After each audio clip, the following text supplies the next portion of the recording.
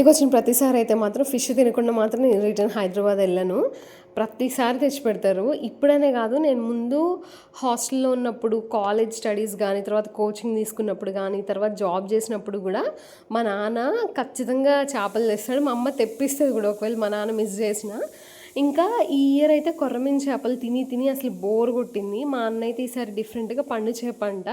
అది తీసుకొచ్చి ఉంచాడు మేమొచ్చే వరకు. అదైతే బయటే క్లీన్ చేయించుకొని తీసుకొచ్చాడు. ఫుల్ పెద్ద పెద్ద ముక్కలు కొట్టారు వాళ్ళు.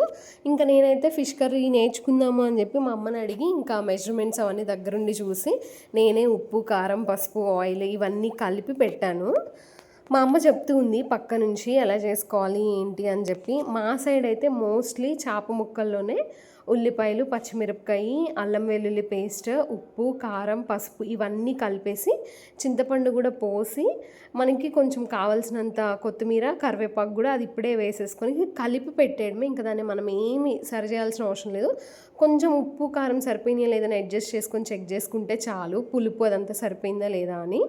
మధ్యలో ఒక్కసారి ఏంటంటే ఆ డేక్షా పట్టుకొని దాన్ని జస్ట్ ఇలా చేత్తో అంటే చాలు, మళ్ళీ అసలు గరిటె యూజ్ చేయము, ముక్కలు చెరిగిపోతాయి కాబట్టి.